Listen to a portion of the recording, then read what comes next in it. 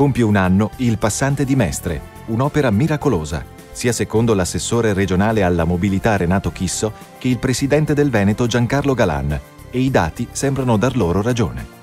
La tangenziale è stata sgravata dal 55% dei veicoli pesanti e complessivamente in questi 12 mesi ha avuto una diminuzione del 31% del transito dei veicoli complessivi.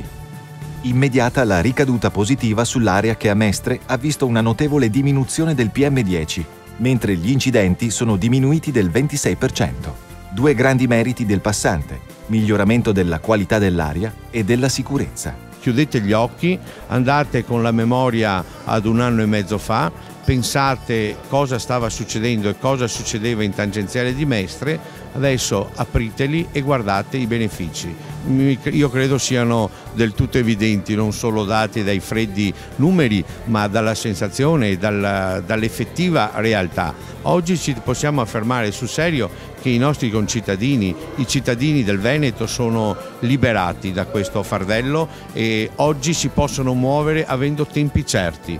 Sono oltre 18 milioni i mezzi che hanno percorso il Passante in un anno. Non c'è solo il Passante, il capolavoro è quello che abbiamo costruito intorno. Creare dal traffico una risorsa per il Veneto tramite l'istituzione della CAV è stato un capolavoro giuridico e amministrativo, un capolavoro di forza e di abilità.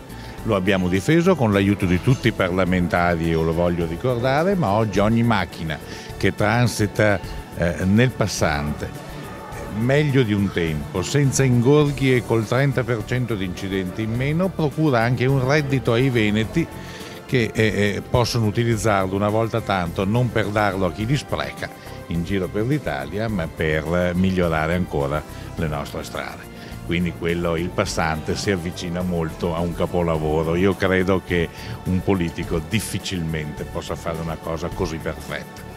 Nei prossimi mesi, quando verrà conclusa la procedura di valutazione dell'impatto ambientale, VIA, verranno aperti 2 nuovi caselli a Martellago e Scorzè e a Pianiga Dolo. Invece verranno completate entro primavera le opere complementari relative agli impianti tecnologici del Passante Verde. Stiamo mantenendo fede a quelle che erano le promesse fatte, a quelle che erano le parole date, perché siamo uomini, quando diamo una nostra parola alla fine la manteniamo. Gli effetti positivi del Passante Verde cominceranno anche visivamente, cominceremo a vederli per il secondo semestre del 2010, ma il Passante Verde rappresenta, come dire, un parco lineare bellissimo, lungo tanti chilometri, rappresenta anche un effetto ambientale di mitigazione ambientale, ma accanto a questo, oltre al Passante Verde, voglio ricordare che stiamo mettendo mano ulteriormente a quelle che sono le richieste dei comitati, ma soprattutto dei cittadini,